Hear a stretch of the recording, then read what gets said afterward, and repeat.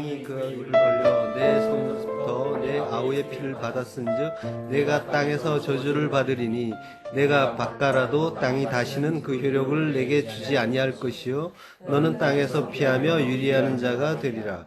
가인이 여호와께 고하되 내 죄벌이 너무 중하여 견딜 수 없나이다.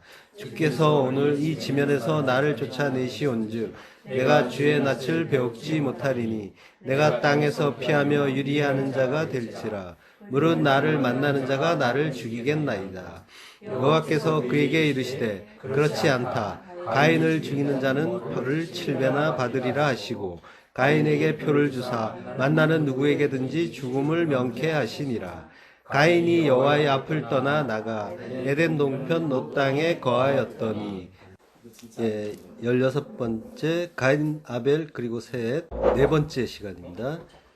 이 가인과 아벨의 이야기 속에 사실은 그 인간의 모든 어떤 행태, 모든 인간은 둘로 나누어지잖아요. 하나님을 아는 자, 모르는 자, 하나님이 택하신 자, 아니면 유기된 자, 둘로 나누어지는데 가인 같은 경우에도 전 시간에 보셨지만 하나님께 예배를 드린다고 한단 말이에요. 하나님께 예배를 드리는데도 유기가 될 수 있는가라는 그런 그 질문을 할 수가 있는 사건이란 말이죠.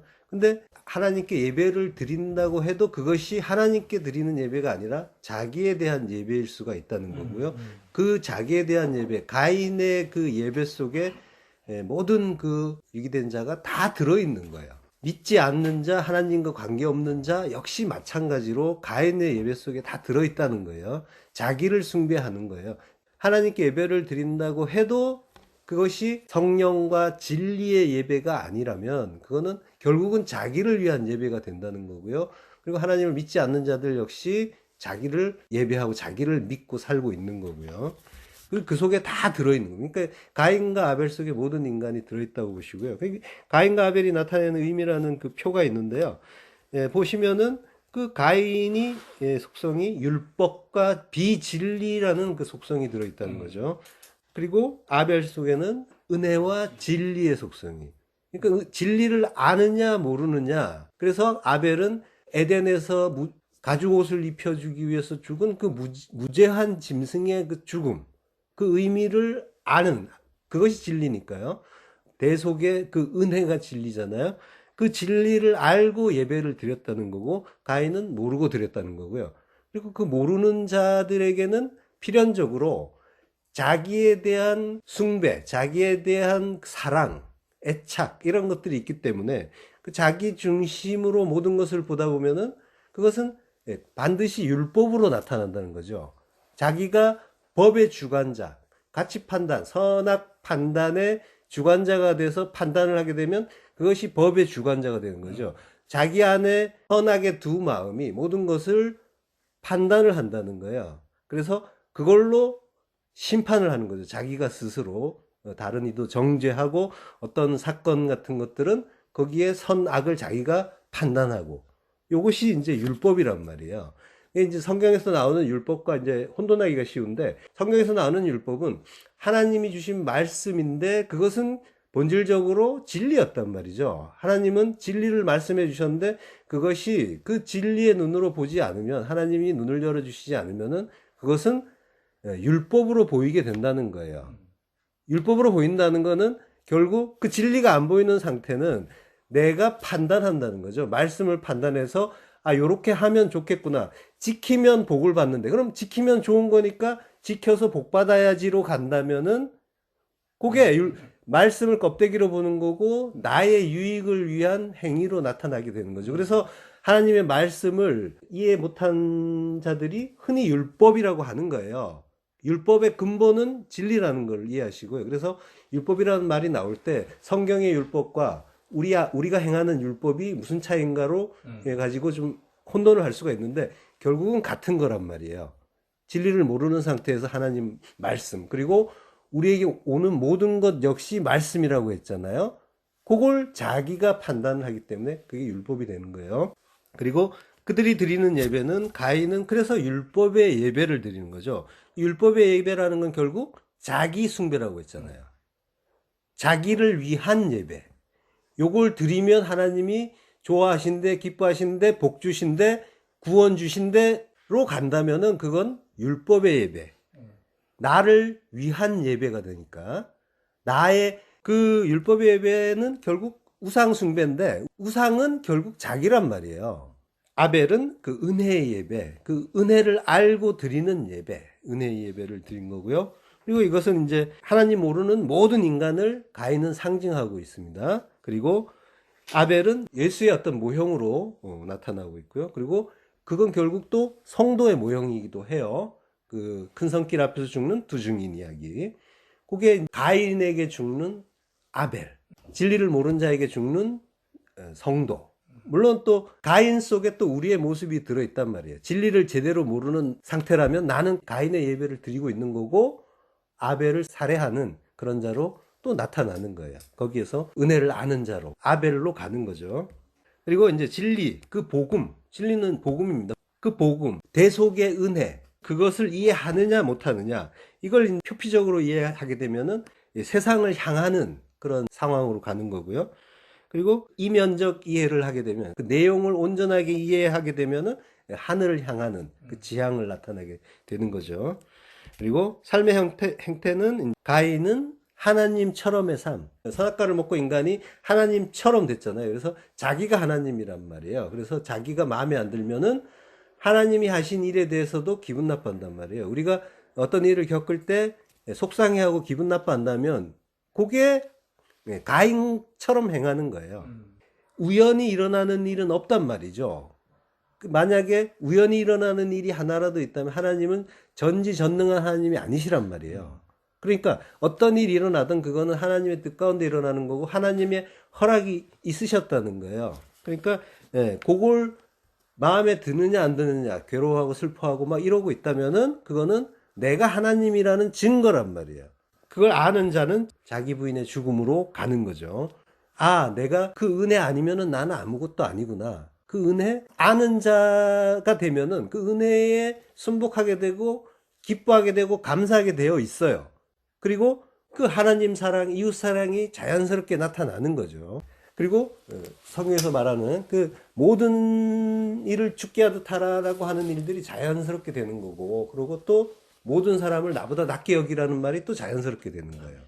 이게 내가 율법의 주관자고 내가 하나님처럼 살 때 모든 인간들은, 모든 사건들은 나의 어떤 그런 판단의 대상이란 말이에요. 판단의 대상이고 심판의 대상으로 간단 말이에요. 그래서 그것들을 가지고 좋아하고 나빠하고 나쁜 놈이야, 뭐 마음에 안 들어, 이제 이렇게 가는 거예요. 그렇지만은 그걸 알게 되면은 내가 주장할 건 아무것도 없다는 걸 알게 되고 그 하나님 앞에 엎드리는 자, 하나님의 그 뜻 가운데 들어가고 그러고 하나님의 뜻을 이해하면서 자라나는 자로 가는 거죠. 그래서 항상 기뻐하고 감사할 수가 있게 되는 거죠. 그런 내용이 또 다음에도 나올 거고요. 그리고 그 마음 상태는 희로애락의 감정으로 항상 드러나게 돼 있는 거죠. 그래서 감정이 나타날 때 주의 깊게 보시란 말이에요. 이제 감정이 나타날 때 그걸 확인하는 거를, 이게 뭔지를 알고 가는 거를 깨어있다라고 하는 거예요. 이거 깨어있지 않으면은 이거 당연한 거잖아. 뭐 제가 분명히 잘못했는데 나는 잘못한 거 전혀 없잖아. 이렇게 된다니까요. 누가 보더라도 그게 맞다고 하더라도 그거는 하나님의 뜻을 이해 못한 상황이란 말이에요. 사실은. 그리고 아벨은 그걸 아는 자기 때문에 감사로 가는 거예요. 그 일 통해서 나는 잘하고 있기 때문에 호불호나 또 이익과 손해 이런 거 차원으로 보는 게 아니란 말이에요. 모든 것들은 하나님의 선하신 뜻으로 본단 말이죠. 그래서 나에게 손해가 된다 하더라도 그거는 나의 판단인 거고, 기분 나쁜 것도 사실은 나의 판단인 거고, 하나님은 뭔가를 알라고 그걸 허락하시고 주신 일이란 말이죠. 그래서 결론적으로 가인은 불신앙인 거고 현재 지옥의 삶인 거예요. 현재 내가 하나님의 진리를 제대로 모르고 있다면 지금 내 안은 지옥이에요. 그래서 괴로운 거예요. 괴로움이 나타난다면 나는 지금 지옥에 있구나 보시면 되는 거예요. 그리고 아벨은 믿는 상태, 그리고 그가 천국인 거죠. 믿음이라는 거는 결국 자기 부인의 죽음을 죽은 자 안에서만 나타나는 거예요.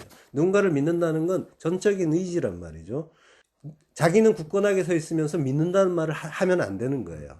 내가 완전히 죽어서 누군가가 붙잡아 주지 않으면 안 된다라는 그 상태, 그 마음의 상태가 믿음의 상태란 말이에요. 푸토코스라고 하잖아요. 절대적인 그 가난에 처한 자. 누군가가 도와주지 않으면 나는 죽을 수밖에 없는 자입니다라고 그걸 알고 하나님만을 붙잡는 자. 그가 가난한 자고 그가 믿음 있는 자인 거죠. 예, 11절에 땅이 그 입을 벌려 내 손에서부터 내 아우의 피를 받았은즉 내가 땅에서 저주를 받으리니 라고 합니다. 저주한다는 말은 아라르, 그리고 명사형은 메아랍니다. 맴이 붙어 있죠. 맴이 붙으면은 이제 명사화 시켜준다고 했잖아요. 저주하는 것, 그죠? 저주하는 어떤 장소, 이렇게 될 때, 이제 지금 이거는 저주하는 것이니까 저주가 되는 거죠. 아라르 같은 경우에는, 아라르나 메라 같은 경우에는 이제 언약상의 그 제재로서 직접적으로 선언될 때 저주에 해당되는 단어인 거죠. 임하는 상태인 거예요. 저주가. 그 전에 켈랄라에 대해서 말씀드렸잖아요. 요거는 이제 가능성이 있는 상태, 임하지 않은 상태. 신명기 1장 같은 경우에 이제 켈랄라가 이제 쓰이는데요. 여기서는 이제 언약에 위반했을 때 결과가 어떠하다 이런 걸 이제 제시하는 그런 형태. 실제로 임한 건 아니고 하나님의 언약에서 계명에서 위배하면 이런 저주가 임한다라는 걸 이제 가르쳐 주는 그때 이제 켈랄라를 쓰고 있다는 거죠. 12절에 보면요. 내가 밭가라도 땅이 다시는 그 효력을 내게 주지 아니할 것이요 너는 땅에서 피하며 위대한 자가 되리라. 예. 가인은 그러니까 저주를 받은 거죠. 저주를 받아서 내가 밭가라도 이제는 주지 않는데요. 여기에 이제 앞에 키라는 불변화사라고 하는데 키라는 단어가 하나가 이제 해석이 빠져 있어요. 키라는 거는 이제 뭐뭐 하기 때문에라는 because 그런 의미를 가진 단어가 하나 이제 해석이 안 들어있는 거예요. 그러니까 내가 밭가라도 다시는 땅이 이제 그 효력을 내게 주지 아니할 것이기 때문에 너는 땅에서 피하며 유리한 자가 되리라라는 이게 이제 직역을 하면 그런 의미가 되는 거죠. 그 의미가 아마 이렇게 하면 좀 더 끝까지 나타냈으면 좀 더 이해하기가 쉬울 것 같고요. 밭을 간다고 하는데 가인이 농사하는 자다라고 했잖아요. 이 농사라는 말이 같은 말이에요. 아다마를 아바드한다. 아다마, 땅을 아바드, 섬긴다. 땅에 대한 가치를 섬기는 자, 세상을 섬기는 자라는 그런 의미가 들어있는 거예요. 섬긴다. 농사한다는 말 속에 농사 자체가 그렇다는 게 아니라 지금 가인의 어떤 그런 걸 가르쳐 주는 거죠. 영적인 상태를. 세상을 의지한다라고 하는 거죠. 그래서 너는 땅에서 피하며 유리하는 자가 된다라고 했습니다. 이제 피한다, 누아, 흔들리고 떨고 방황하고 비틀거리는 거죠. 그리고 누드, 이리저리 움직이고 방황하고 비슷한 의미예요. 누드. 13절로 가겠습니다. 가인이 여호와께 고하되 내 죄벌이 너무 중하여 견딜 수 없나이다 라고 합니다. 너무 중하여 가돌 크다 위대하다 이런 거고요. 그 죄벌은 아온이라고 합니다. 아온을 견딜 수 없대요. 그러니까 위대한 큰 죄와 벌이죠. 이걸 견딜 수 없다. 나사라고 합니다. 나사는 들어올리다 가지고 가다예요. 그런 뜻입니다. 이게 직역을 하면 들기에 큰 불법, 죄의 벌 이렇게 되는 거예요. 들기에 너무 큰 불법, 죄의 벌. 동사 자체는 이제 생략이 되어 있는데 하야 동사가 생략되어 있다 보면 되고요. 들기에 너무 큰 죄벌입니다. 이렇게 이제 해석을 하면 됩니다.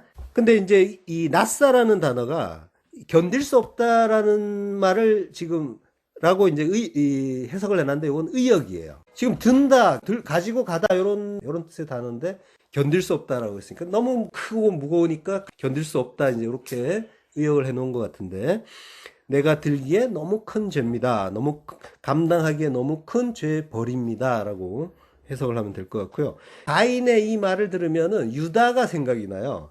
그러니까 내 죄가 너무 커서 나는 이걸 내 목숨으로 갚겠습니다라고 이제 한 거잖아요. 예. 근데 사실 알고 보면 하나님께는 인간의 목숨은 가치가 없어요.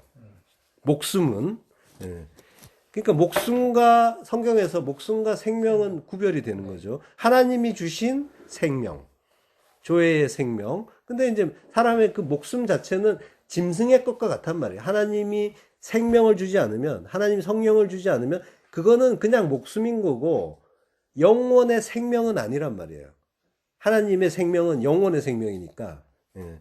그 목숨으로 자기가 뭔가를 갖겠다 하는 거는 그거는 하나님께 아무 의미가 없는 거예요. 목숨이 가치가 있다라고 하는 거는 이제 사람들의 생각인 거고요. 착각이죠.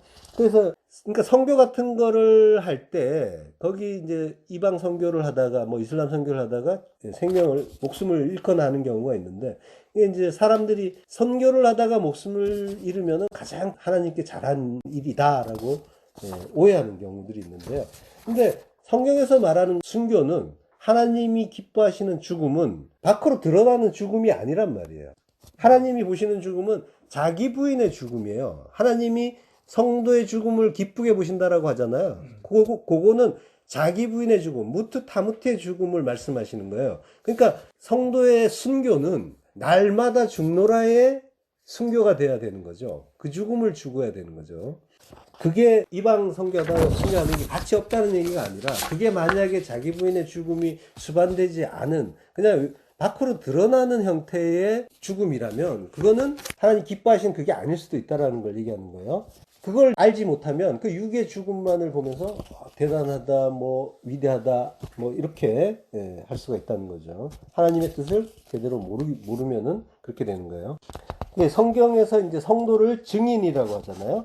요한계시록 11장 3절에 보면요, 내가 나의 두 증인에게 권세를 주리니 저희가 굵은 베옷을 입고 1260일을 예언하리라. 이는 이 땅에 주 앞에 섰는 두 감람나무와 두 촛대니, 8절로 가서요, 저희 시체가 큰 성길에 있으리니, 그 성은 영적으로 하면 소돔이라고도 하고 애굽이라고도 하니 곧 저희 주께서 십자가에 못 박히신 곳이라. 백성들과 족속과 방언과 나라 중에서 사람들이 그 시체를 사흘 반 동안을 목도하며 무덤에 장사하지 못하게 하리로다.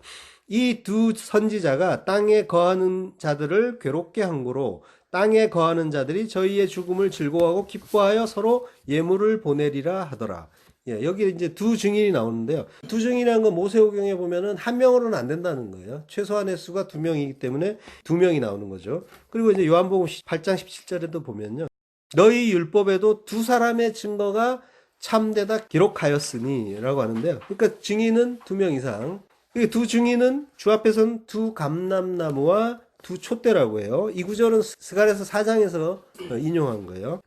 스가랴 4장에 보면은 촛대와 이제 감람나무가 나오는데, 두 감람나무는 당시에 성전을 재건하고 있던 대제사장 여호수아 그리고 총독 스룹바벨을 이제 가리키는 것이었어요. 그때 하나님이 이런 말씀을 하세요. 스가랴 4장 6절, 이는 힘으로 되지 아니하며 능으로 되지 아니하고 오직 나의 신으로 되느니라. 지금 열심히 이제 성전을 건축하고 있는데 재건을 하는 거죠. 무너진 성전을 재건을 하는데 그걸 스룹바벨 성전이라고 해요. 그 두 사람에게, 두 증인인데 두 증인에게 그거는 너의 힘으로 되는 게 아니다라고 하시는 거죠. 요거는 나의 신, 나의 성령, 그리스도의 영으로만 되는 거야 라고 말씀하시는 거죠. 그러니까 하나님 나라, 이거는 성전은 인간의 힘으로는 절대로 이루어질 수 없다라고 하는, 성전을 짓고 있지만 그거 진짜 성전 아니라고 하시는 거고, 진짜 성전은 하나님이 짓는 성전이다라고 하시는 거죠. 그러니까 진짜 성전은 그 그리스도의 영, 성령의 은혜를 받은 성도 안에 세워지는 성전이죠.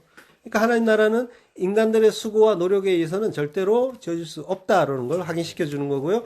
그 반면에 오직 하나님의 은혜만 그 성전을 세울 수 있다라고 하시는 거죠.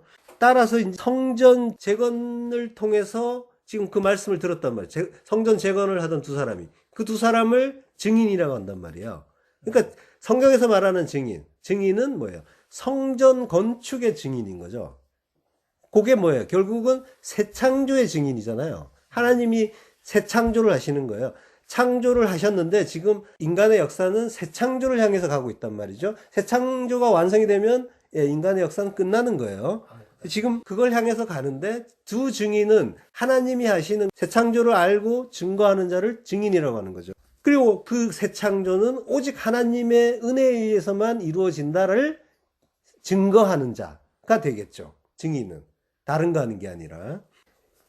그러니까 요거를 증인이 세상에서 하나님의 그 뜻을 증거할 때, 인간의 힘으로는 안 되고 능으로도 안 되고 오직 하나님에 의해서만 이루어지는 일이야 라고 이걸 증거한다면은, 대다수 인간들은 미워하게 되는 거죠. 그래서 두 증인이 죽는 거예요. 큰 성길 앞에서. 예. 미움을 받고 바보 같은 짓이라고 부정당하고, 그 부정당하는 것 자체를 또 죽음이라고 해요. 예. 성도의 죽음. 눈에 보이는 죽음이 아니라니까요. 부정당하는 것. 예. 그 마르티스, 증인이에요. 그때 증인을 지금 마르티스라고 하는데, 영어로 이제 지금 가게 되면은 마터가 되죠. 똑같은 글자가. 이 마터가 순교자가 되잖아요. 증인의 의미 속에 이제 순교자까지 들어있는 거죠. 그러니까 그 증인이 하는 그런 말들을 들으면 사실은 인간의 자존심을 긁는 거예요. 상하게 하는 거죠. 마음에 안 들죠. 뭔가 나는 인생과 그 역사 속에서 뭔가 큰일을 하고, 그리고 하나님을 위해서도 뭔가 잘하고 있는 것 같은데, 그것들이 전부 하나님이 깨닫게 한 그 증인들에 의해서 부정이 되면 증인들은 당연히 미움을 받고 부정당하고 그들에게서 죽임을 당하는 그런 모습이 나타나는 거죠. 근데 성경은 전부 내 이야기라고 했잖아요. 그럼 이 증인이 하는 그 일이 사실은 내 안에서 일어나는 일이란 말이에요. 1차적으로는 바깥에서 나타나는 일이지만 그 양상이 그대로 내 안에서도 일어난단 말이에요. 증인이 내 안에서 하나님의 복음을 증거하는데 나의 옛사람은 이거 괴로워한단 말이에요. 마음에 안 든단 말이에요. 그래서 그것이 서로 다투고, 그래서 무너졌다 무너졌다 큰 성 바벨론이요 하죠. 그리고 그 증인들이 바벨론 큰 성길 앞에서 죽는다고 하잖아요. 그 무너져야 될 성전은 나고, 그죠? 옛 성전. 요까지 같이 포함해서 보시란 말이죠. 그러니까 나를 부정하는 그 말씀은 나에게 괴로움이에요. 그래서 내 안에 복음이 사실 들어오게 되면은 이 육적 자아는 괴로워하는 거예요. 괴로워하고 부정해요. 왜냐하면 그동안 내가 알아오던 것이 워낙 굳건하게 있기 때문에 그게 마음에 안 든단 말이에요. 그리고 나는 그것으로 충분히 행복했단 말이에요. 칭찬도 받고 복도 받고 막 그런 것 같으니까. 그래서 그걸로 만족하고 있었는데 그것들이 들어올 때, 진짜 복음을 전했을 때 사람들의 반응을 이제 이렇게 경험을 하셨잖아요. 절대로 받아들일 수 없다라고 하는, 그게 나의 또 옛 모습이기도 하고, 죽은 흙이다, 마른 뼈다라고 이제 하잖아요. 죄인 중에 괴수다. 이걸 기쁘게 받는 사람이 사실은 오히려 이상한 거죠.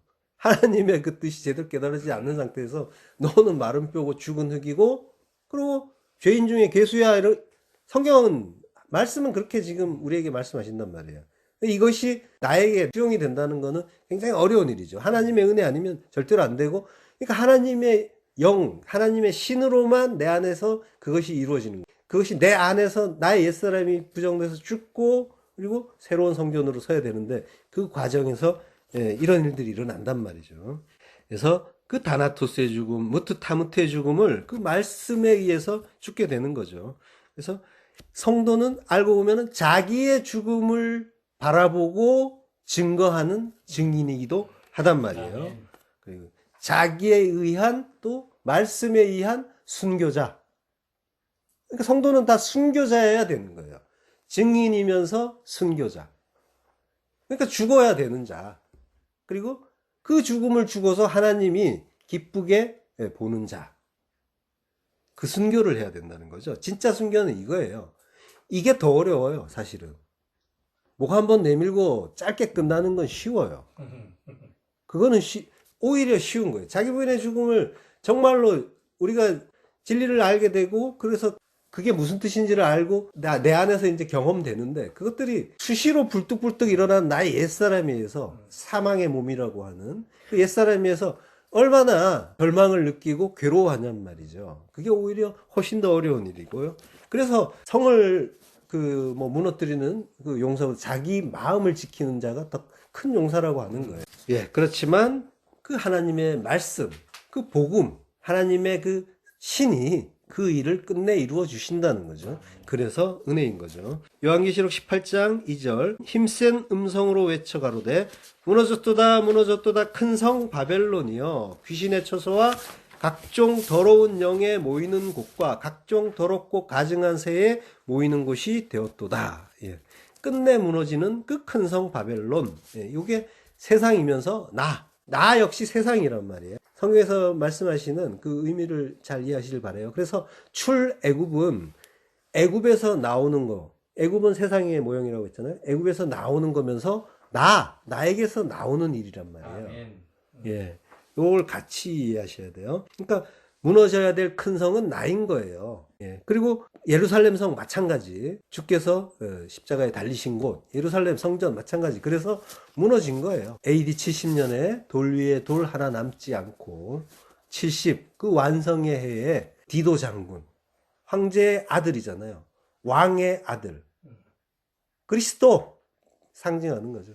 그리스도에 의해서 완전히 박살나는 나의 옛사람, 나의 그 율법의 성인 거죠. 죄인 중에 괴수도 나고, 이제 계시록 같은 거를 보면은 이제 보통 종말론으로 보고 이제 미래에 막 일어날 어떤 큰 사건들 아닌가 막 이제 이렇게 그렇지만은 그거는 사실은 종말을 맞아야 될 거는 나라는 말이죠.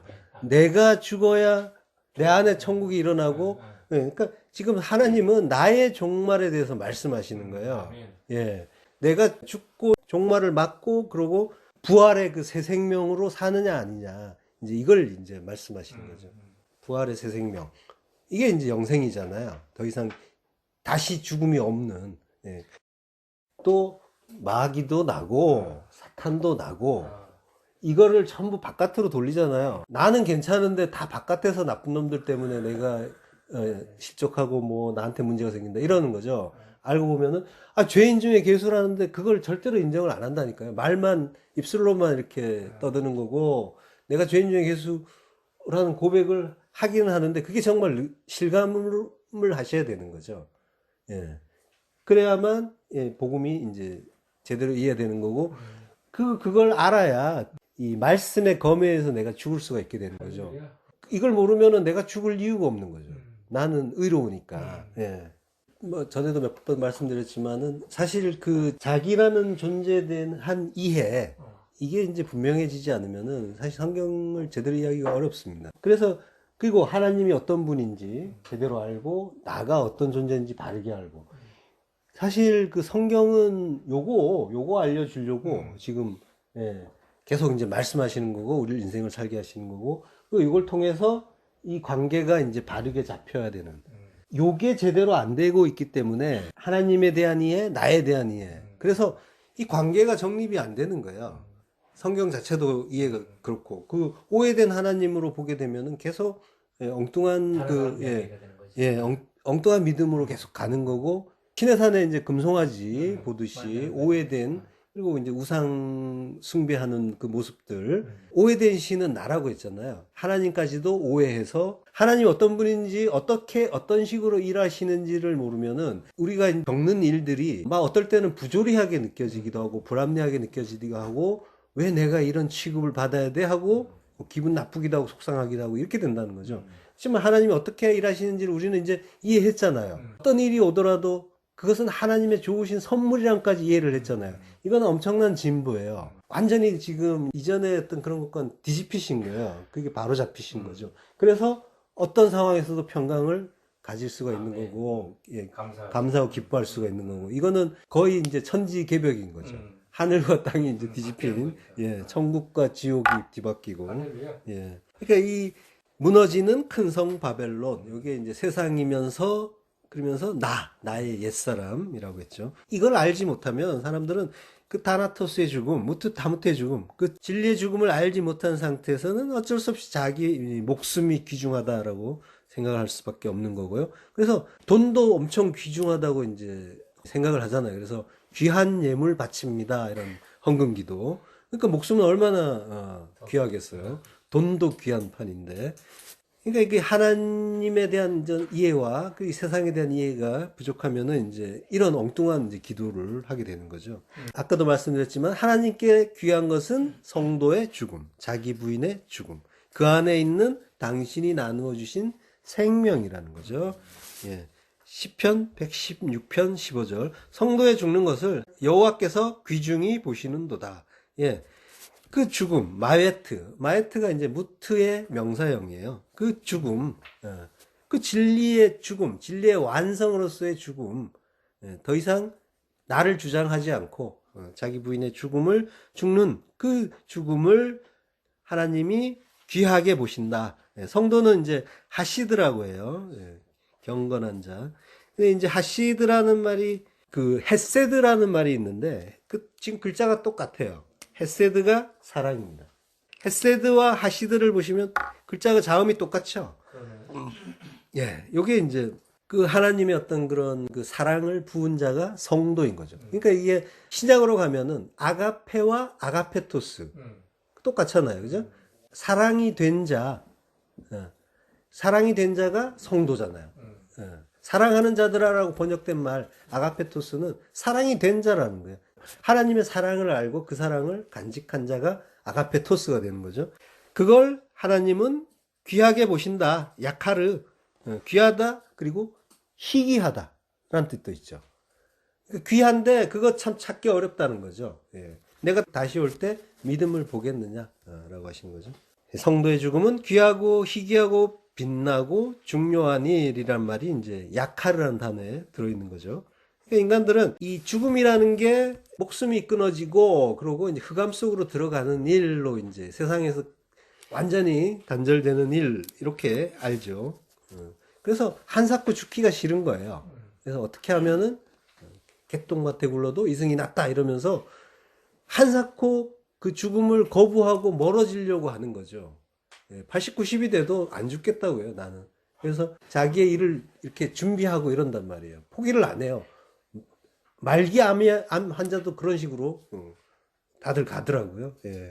이게 죽음에 대한 이해가 없으면은 이렇게 될 수밖에 없어요. 그러니까 안타까워할 일인 거고 또 감사할 일인 거죠. 그 큰 인간들의 인식에서 빠져나온 거니까 인간의 그 죽음, 그 완전한 그 멸망으로 알고 있지만 하나님이 죽기를 바라시는 그 자기 부인의 죽음, 십자가의 죽음은 오히려 빛나고 중요하다라고 하는 거죠. 약화를 빛나고 중요한 일이다. 드물지만.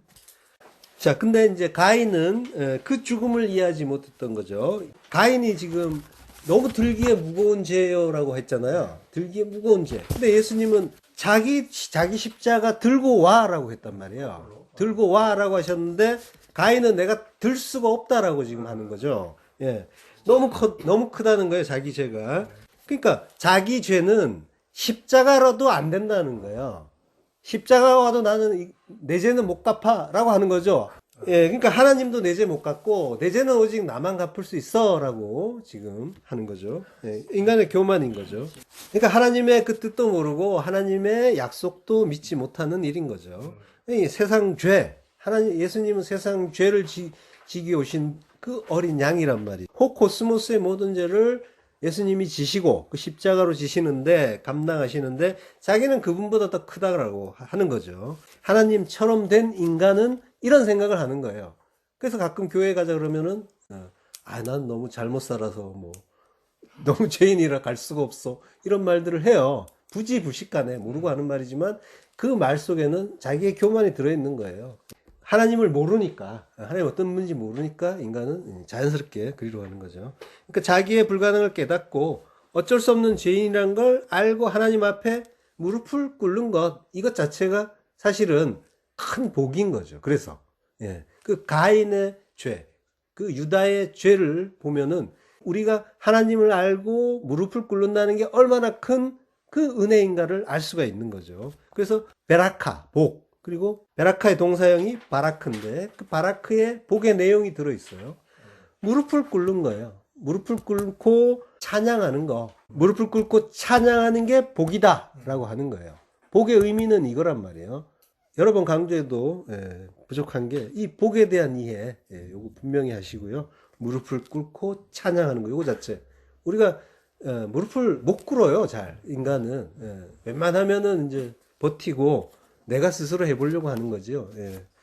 그리고 하나님의 일을 찬양하기 어려워요. 항상 기뻐해야만 그게 찬양이 되는 거지. 어떤 건 기쁜데 어떤 거는 마음에 안 들어. 그러면 찬양이 안 되는 거죠. 근데 사실은 다 감사거리, 찬양거리인 거죠. 조금 보태드린다면은 이제 형통이라는 말이 있거든요. 그 형통이라는 거는 찰나흐라고 하는데 잘하는 걸 형통이라고 해요. 성도에게는 어떤 일이 오더라도 자라나는 거예요. 그 일 속에 담긴 하나님의 뜻을 알게 되면. 그러면 뭐예요? 성도는 항상 형통한 거죠. 그렇지. 항상 형통의 의미를 이제 국어사전으로 가시면 안 되고 항상 형통한 거고 그러면 뭐예요? 감사하고 기뻐하는 거죠. 예.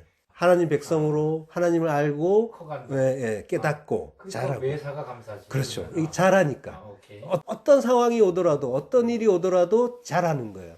잘하니까 형통인 거고 범사가 잘 되고 있는 거죠. 그 항상 이게 무슨 뜻입니까로 가시잖아요.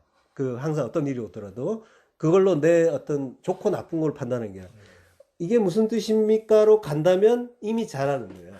그래서 그걸 통해서 깨달으려고 할 거 아니에요. 그리고 하나님은 깨닫게 해주시고 그러니까 잘하는 거예요.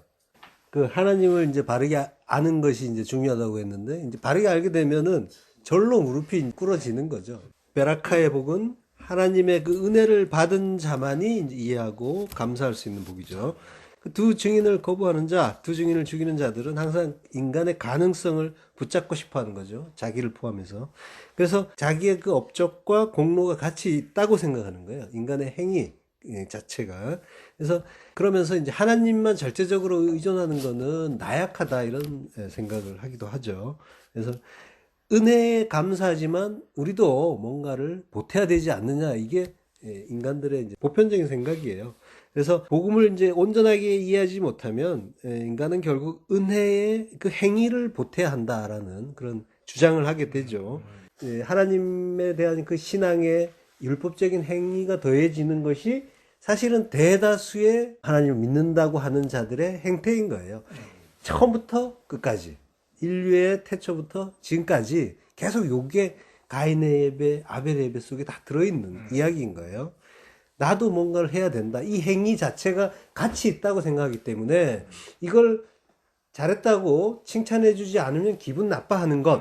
요거 자체가 자기의 행위가 가치가 있다고 생각하는 거예요. 이런 가인의 예배에 들어있는 그 인간들의 그 생각. 이걸 누룩이라고 하고요. 그리고 이런 오해된 복음을 다른 복음이라고 하는 거죠. 갈라디아서 1장 6절 그리스도의 은혜로 너희를 부르신 이를 이같이 속히 떠나 다른 복음 쫓는 것을 내가 이상히 여기노라. 예. 다른 복음은 빨리 쫓아가는 그런 인간들의 경향이 있죠. 다른 복음은 없나니 다만 어떤 사람들이 너희를 요란케 하여 그리스도의 복음을 변하려 함이라. 예. 다른 복음은 없다. 복음은 하나밖에 없다는 거죠. 은혜밖에 없다는 거예요. 그게 정말로 많은 다른 복음들이 섞여 있어요. 기독교의 역사가 오래되다 보니까 너무 많이 섞여 있는 거예요. 이 층층이, 켜켜이. 그러나 우리나 혹 하늘로부터 온 천사라도 우리가 너희에게 전한 복음 외에 다른 복음을 전하면 저주를 받을지어다. 우리가 전에 말하였거니와 내가 지금 다시 말하노니 만일 누구든지 너희의 받은 것 외에 다른 복음을 전하면 저주를 받을지어다. 이제 내가 사람들에게 좋게 하랴 하나님께 좋게 하랴 사람들에게 기쁨을 구하랴 내가 지금까지 사람의 기쁨을 구하는 것이었다면 그리스도의 종이 아니니라. 형제들아 내가 너희에게 알게 하노니 내가 전한 복음이 사람의 뜻을 따라 된 것이 아니라 이는 내가 사람에게서 받은 것도 아니요 배운 것도 아니요 오직 그리스도의 계시로 말미암은 것이라. 예. 사도 바울이 바나바와 함께 갈라디아 그 선교행을 마친 뒤에 얼마 안 있다가 이런 소식을 들은 거예요. 갈라디아에서 율법적인 행위들이 많이 나타난다라는 거예요. 뭐 할례도 뭐 해야 된다, 뭐 모세 율법도 지켜야 된다 이런 그 주장들 유대인들이 이제 와서 퍼뜨린 거죠. 그래서 이제 이런 편지를 쓴 거예요. 갈라디아서 같은 경우에는 루터가 종교 개혁을 할 때 로마서에서 가장 큰 영향을 받았잖아요. 그것과 함께 큰 영향을 받은 게 갈라디아서예요. 지금 그러니까 다른 복음이 엄청나게 들어와 있다는 거를 루터도 알고 그러고 이제 이거는 바꿔야 된다. 개혁을 해야 된다라고 한 거죠. 근데 지금은 다를까요? 개혁을 해서 새로운 신교가 프로테스탄트가 이제 만들어졌는데 그게 또 시간이 오래 흘렀단 말이에요. 그럼 지금은 또 다르겠냔 말이에요. 이건 이제 비슷할 거예요. 아마도. 중세 가톨릭이 했던 거를 이제 기독교가 지금 또 많이 이제 만들어 놓은 거죠. 인간들은 그렇게 되게 돼 있는 거예요. 그런 거를 이해하시고 이제 바라보시고요. 자, 다른 복음이라고 합니다. 헤테로스, 다른, 그리고 유앙겔리온, 복음. 그러니까 가인도 하나님께 예배를 드렸다고 했잖아요. 그렇듯이 예배 드린다고 하는데 성도들이, 교회들이 예배를 드린다고 하는데 들여다보면 대다수가, 정말 거의 대다수가 다른 복음을 말하더라고요. 예, 다른 복음은 없다. 다만 어떤 사람들이 너희를 요란케 하여 그리스도의 복음을 변하려 함이라 라고 하는데, 이 사도가 이제 우쿠라는 말을 써요. 굉장히 강한 부정어예요. 없다, 아니다, 그건 안 된다, 다른 복음은 안 된다 라고 하는 거죠. 다만 어떤 사람들이 너희를 요란케 하여, 타라소라고 합니다. 선동하다, 어지럽히다, 불안하게 하다. 예, 지금 그 선동을 하는데 그 선동의 그 내용은 불안하게 하는 거예요. 지금 다른 복음이 섞인 곳을 가보면은 사람들을 불안하게 만들어요. 그래서 요것도 해야 되지 않겠냐, 이거 안 하면은 하나님이 어떻게 하면서 자꾸 뭔가를 사람들을 불안하게 만드는 것. 인간은 근본이 불안이라고 그랬잖아요. 두려움. 물고기에 대해서 이제 말씀드렸잖아요. 예.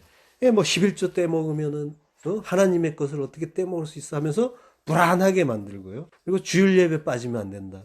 그 성도가 어떻게 주일 예배를 빼먹을 수 있냐. 일주일이 불안해지는 거죠. 예. 그래서 무슨 일이라도 생기면, 아, 이거 11조 떼먹어서 주일 예배 안 가서 이런 일이야 생겼어, 뭐 이렇게. 예. 그럼 그다음부터는 더 열심히 이제 나가겠죠. 예. 뭐 시무장로가 새벽 예배 빠지면 되겠냐, 이런 말들. 바쁘고 피곤해도 이제 어쩔 수 없이 나가야 되고, 또 뭐 목사 말 안 들으면 저주받는다, 이런 해법받는 분들이 많이 있더라고요. 맞아요. 의외로. 교회 나간다고 하면 그 다니던 교회 나가서 잘 되는 사람 못 봤다, 이런 또 악담도 실제로 담임 목사한테 듣고 또 겁주고, 이게 다 지금 제가 얘기한 게 실화예요. 제가 다 직접 들은 일들입니다. 이렇게, 그러니까 오죽하겠어요. 제가 모르는 곳들도 많으니까. 그러니까 이 불안이 인간들을 열심을 낳는 거예요. 불안하니까 이렇게 열심히 하면 하나님이 알아봐 주시지 않을까? 이렇게 많이 이렇게 내면은 하나님이 기특하게 여겨주시고, 또 이거보다 더 몇 배 그렇게 해준다고 했으니까 몇 배로 30배, 60배, 100배 뻥튀기 해주시지 않을까 하는 두려움과 기대를 가지고 또 이렇게 내미는 거죠. 그러면서 이제 그 불안감을 조성한 그 중간자, 그 설교자를 붙잡는 거예요. 그에게 역시 경외감을 가지면서, 이제 불안하니까 아무래도 당신이 나보다 그분과 좀 더 가까운 것 같으니까 말씀 좀 잘해주세요. 이게 이제 머리 뒤밀고 이렇게 하잖아요. 그러니까 맨입으로는 못하고 뭔가를 내놓고, 또 뭐 영빨 있을 것 같은 이제 큰 교회 목사님은 한 번에 막 수천만 원의 어떤 그런 안수비도 받는다고. 그러니까 하나님을 제대로 모르면 이런 식으로 하나님과 전혀 관계없는 일들이 하나님의 이름으로 행해진단 말이죠. 그러니까 성경은 계속 이제 시종일관 이 얘기를 하고 있는 거예요. 가인이 그랬고, 또 거짓 선지자들이 그랬고, 또 예수님 오셨을 때 또 주여 주여 하는 그 염소들이 그랬고, 이 다른 복음. 이 다른 복음의 특징은 또 이렇게 속히 간다고 하잖아요. 참된 복음에 비교하면 참 복음에 대해서는 얼마나 그 받아들이기 어려워요. 마음에 안 드니까. 인간의 어떤 주체성, 그걸 거의 부정해 버리니까 마음에 안 들잖아요. 근데 다른 복음은 속히 가는, 타케오스, 빨리 즉시 가는, 메타티데미, 옮겨가는, 변경하고 변절하고, 빨리 바꾼다는 거예요. 왜 이런 일이 일어날까요? 갈라디아의 그 교인들에게 왜 이런 그 편지를 사도 바울이 써야 했느냐? 그 이유는 다른 복음은 인간들이 상식적으로 생각하는 것들이에요. 자기가 잘 아는 거예요. 그래서 뭔가 자기가 열심히 하면, 인과율이죠. 이렇게 열심히 하면 뭔가가 보답이 오지 않을까라는 기대와 희망을 다들 가지고 있단 말이에요.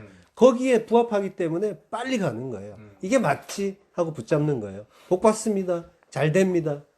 자녀가 잘 되고 범사가 잘 되고 이러면은 맞지, 내가 가서 열심히 하고 하나님께 치성을 드리면은 이렇게 해주시겠지 하면서 몰려드는 거죠. 그래서 이제 갈라디아 교인들이 할례도 하고, 그리고 모세율법도 지키려고 했던 거죠.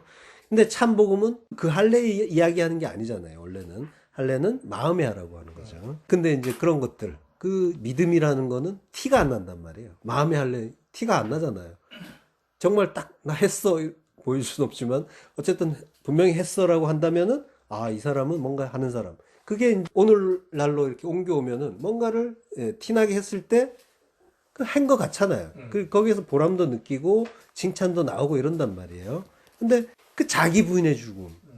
하나님은 그거 기뻐하신다는데 근데 그걸 알아주는 사람이 아무도 없네요. 오히려 바보 아니야? 뭐 이렇게 무시나 당하고. 그러니까 이게 참된 복음보다는 그 다른 복음이 이 수용하기가 아주 쉽다는 거죠. 차라리 이제 건축 헌금하면서 벽돌에 이름 새겨준다 그러면 그건 뭔가 티가 나잖아요. 명판에 이름 새겨준다? 그건 더 티가 나고. 이거는 이제 쉬워요. 이건 확실하니까.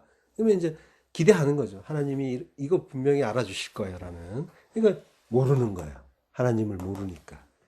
야, 제대로 알아야 된다고 하는 거죠. 그러니까 하나님이 어떤 분인지 모르고 하나님과 또 교통하지도 못하고 그러니까 한 다리 건너서 말씀 많이 들었습니다 하는 그런 관계잖아요.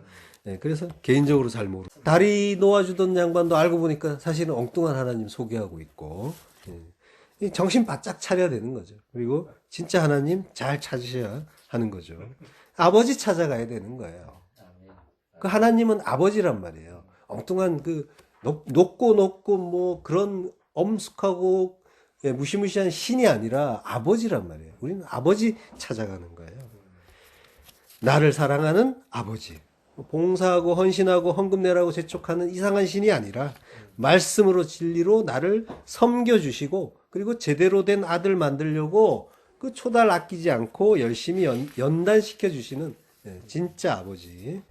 본문 14절에 보면요. 주께서 오늘 이 지면에서 나를 쫓아내시온 즉 내가 주의 낯을 배웁지 못하리니 내가 땅에서 피하며 유리하는 자가 될지라 무릇 나를 만나는 자가 나를 죽이겠나이다.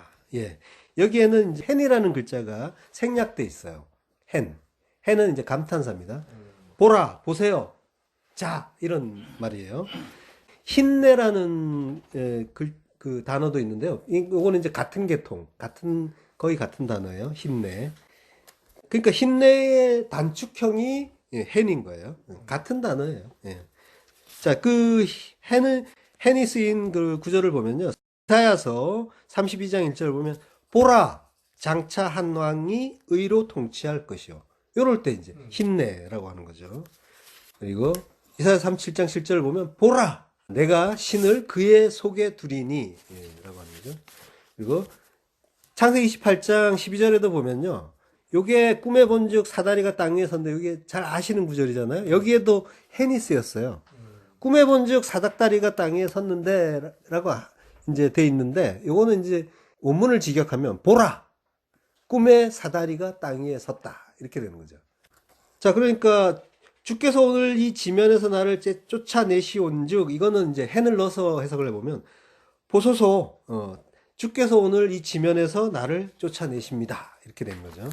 자, 여기 그 오늘이라는 말이 나오죠. 주께서 오늘 이 지면에서 오늘은 날은 이제 욤이잖아요. 그러니까 오늘은 하욤은 하가 이제 정관사죠. 그 날이 되는 거죠. 오늘도 되지만 그 날은 지난 시간에도 했죠.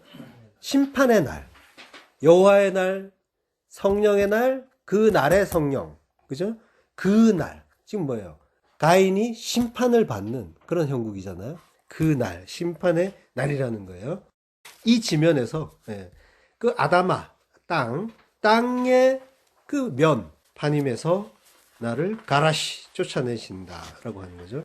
자, 근데 지금 일종의 어떤 운율같이 모세의 이제 워드플레이라고 하죠. 지금 아다마의 파님이란 말이 나왔고 주의 낯이라는 말이 나왔죠. 이게 낯이 파님이에요. 그러니까 당신의 낯 이렇게 또 되는 거죠. 당신의 파님. 대명사로 나오는데 하나님이죠. 여호와의 파님. 이게 이제 연달아 나오는 거죠. 그 낯을 지금 뭐예요? 파님이라는 글자는 그 진리가 우리에게 제시되는 것, 밖으로 드러난 것. 얼굴을 가지고 얘기했잖아요.